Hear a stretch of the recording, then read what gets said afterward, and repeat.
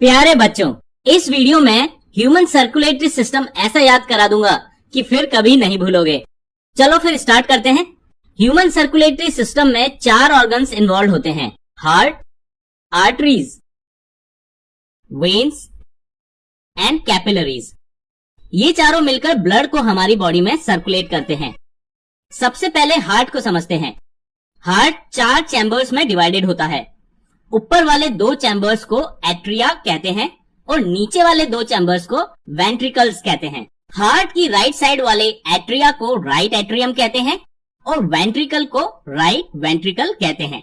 Similarly heart की left side वाले atria and ventricle को left atria and left ventricle कहते हैं। बच्चों, इस बात का हमेशा ध्यान रखना है कि हार्ट की राइट साइड आपके डायग्राम में लेफ्ट साइड में आएगा और हार्ट की लेफ्ट साइड आपके डायग्राम में राइट साइड में शो करना होगा।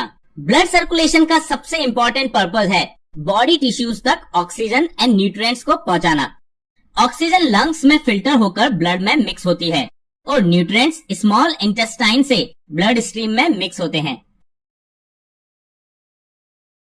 लंग्स से oxygen and nutrients rich blood pulmonary veins के थ्रू हार्ट में लेफ्ट एट्रियम में आता है। लेफ्ट एट्रियम और लेफ्ट वेंट्रिकल के बीच एक वॉल्व होता है। जब वॉल्व ओपन होता है तो ऑक्सीजनेटेड ब्लड लेफ्ट वेंट्रिकल में फिल हो जाता है। लेफ्ट वेंट्रिकल से हार्ट ब्लड को पंप आउट करता है through main artery aorta. Left ventricle and aorta के बीच भी एक वॉल्व होता है। एओर्टा आर्टरी फर्दर ब्रांचेस में डिवाइड होती जाती है और बॉडी के सभी पार्ट्स तक oxygen and nutrients rich blood supply करती है। एओर्टा स्टार्टिंग में हार्ट के पास बहुत ब्रॉड होती हैं और जैसे जैसे हार्ट से दूर जाती हैं नैरो होती जाती हैं।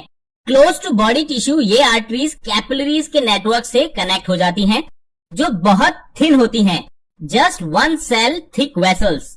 सबसे छोटी ये ही ब्लड वेसल्स होती हैं। कैपिलरीज के दूसरी तरफ वेन्स कनेक्टेड रहती हैं। बॉडी टिश्यूज कैपिलरीज के थिन वॉल्स के through oxygen and nutrients absorb कर लेते हैं और carbon dioxide and waste product blood में रिलीज कर देते हैं।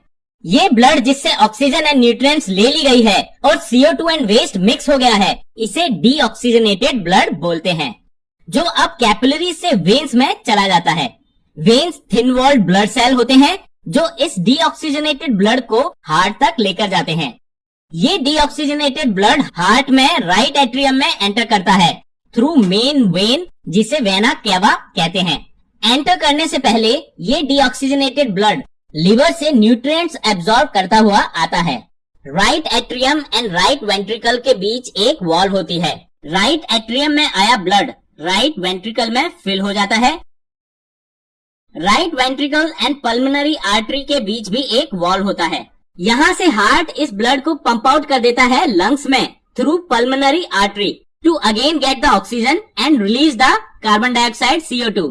फाइनली बच्चों, अगेन ये ऑक्सीजनेटेड ब्लड लंग्स से पल्मोनरी वेन के थ्रू हार्ट में एंटर करता है। तो इस तरह बच्चों ब्लड हमारी बॉडी में सर्कुलेट होता है।